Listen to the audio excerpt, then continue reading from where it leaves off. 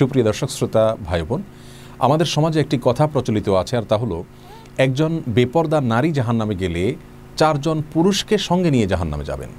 আর সে 4 জন পুরুষ হলেন ওই নারীর বাবা, তার স্বামী, তার বড় ছেলে এবং বড় ভাই। আজ আমরা জানার চেষ্টা করব যে কোরআন অথবা হাদিসে এরকম কোনো কথা সত্যি বর্ণিত হয়েছে কিনা। সূরা ফাতিরের 18 নম্বর আয়াতে আমরা দেখতে পাই আল্লাহ সুবহানাহু ওয়া তাআলা ইরশাদ করেছেন, ওয়ালা তাজিরু ওয়াজিরাতুন উযরা উখরা, অর্থাৎ কিয়ামতের দিন কোনো ব্যক্তি অন্য কারোর পাপের বোঝা বহন করবেন না। সূরা নাজমের একটি আয়াতে আল্লাহ সুবহানাহু ওয়া তাআলা ইরশাদ করেছেন, ওয়া লাইসা লিল ইনসানি ইল্লা মা সা, অর্থাৎ একজন ব্যক্তি যা করবেন সেটাই শুধুমাত্র তার উপরে বর্তাবে। আর তিরমিজির একটি বর্ণনা আমরা দেখতে পাই, রাসূল করিম সাল্লাল্লাহু আলাইহি ওয়াসাল্লাম ইরশাদ করেছেন, আলা লা ইয়াজনি জানিন ইল্লা আলা নাফসিহি, আলা লা ইয়াজনি জান আলা ওয়ালাদিহি ওয়ালা মাউলুদুন আলা ওয়ালিদিহি, যার অর্থ হলো কোনো ব্যক্তি পাপ করলে সে পাপটা তাকেই শুধুমাত্র পাবে, অন্য কাউকে পাবে না।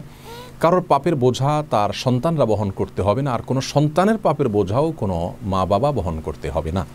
এই সমস্ত আয়াত এবং হাদিস থেকে আমরা জানতে পারলাম যে ইসলামী শরিয়ার মৌলিক নীতি হলো প্রত্যেক ব্যক্তি তার পাপের, তার অন্যায়ের বোঝা বহন করবেন, একজন অন্যায়ের বোঝা আরেকজন বহন করবেন না। তাছাড়া একজন বেপরদা নারী তার পর্দাহীনতার কারণে যদি জাহান্নামে যান, তাহলে 4 জন পুরুষকে সঙ্গে নিয়ে জাহান্নামে যাবেন, এরকম কোনো কথা কোরআন অথবা হাদিসের কোনো জায়গায় খুঁজে পাওয়া যায় না। যার কারণে আমরা বলতে পারি যে এটি আমাদের সমাজের প্রচলিত একটি বিষয়, যার কোনো গ্রহণযোগ্য ভিত্তি কোরআন অথবা হাদিস থেকে পাওয়া যায় না। তবে হ্যাঁ, সন্দেহাতীতভাবে প্রত্যেক ব্যক্তিকে আল্লাহ সুবহানাহু ওয়া তাআলা তার অধীনস্থদের সম্পর্কে জিজ্ঞাসাবাদ করবেন। সেখানে নারী, পুরুষ, বাবা, সন্তান সকলেই সমান। যেমনটি বর্ণিত হয়েছে সহিহ বুখারীতে, রাসূল করিম সাল্লাল্লাহু আলাইহি ওয়াসাল্লাম ইরশাদ করেছেন, আলা কুল্লুকুম রাইন ওয়া কুল্লুকুম মাসউলুন আন রাইয়াতিহি, তোমরা জেনে রাখবে তোমাদের প্রত্যেকটা মানুষ দায়িত্বশীল।